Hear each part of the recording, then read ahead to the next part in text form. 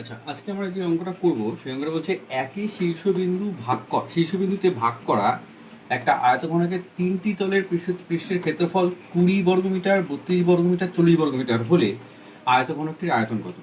তো আয়তঘনকের আমি ধরে নিচ্ছি এইটা হচ্ছে উচ্চতা, এইটা হচ্ছে দৈর্ঘ্য, আর এইটা হচ্ছে প্রস্থ। এটা হচ্ছে কোনো একটা ঘরের কোণা, এটা কোনো একটা ঘরের কোণা। তাহলে এইটা হচ্ছে কি দৈর্ঘ্য, এটা হচ্ছে প্রস্থ, আর এইটা হচ্ছে ওই ঘরটার উচ্চতা। তাহলে কটা দেয়াল আছে এখানে?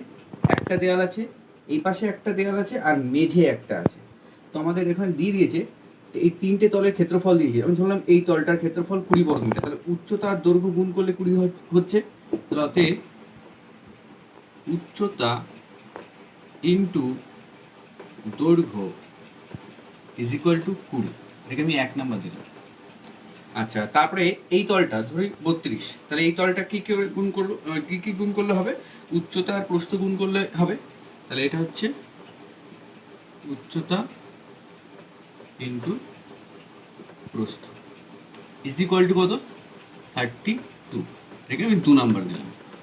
আর নিচে যে তলটা আছে অর্থাৎ মেঝে, দৈর্ঘ্য আর প্রস্থ গুণ করলে সেই তলের ক্ষেত্রফল পাবো। তাহলে ওকে দৈর্ঘ্য ইন্টু প্রস্থ ইজ ইকুয়াল টু কত দেওয়া আছে? 40। এটাকে আমি 3 নাম্বার দিলাম। এবার আমাদের বলছে যে আয়তঘনকের আয়তন বের করো। তো আয়তঘনকের আয়তন বের করার ফর্মুলা হচ্ছে দৈর্ঘ্য ইন্টু প্রস্থ ইন্টু উচ্চতা। আমি কি করছি, এই 1, 2 আর 3 এই তিনটে সমীকরণকে গুণ করে দিচ্ছি। তাহলে 1 ইন্টু 2 ইন্টু 3। এবার আমি যখন এই তিনটেকে গুণ করবো তাহলে উচ্চতা কটা আসছে? দুটো আসছে।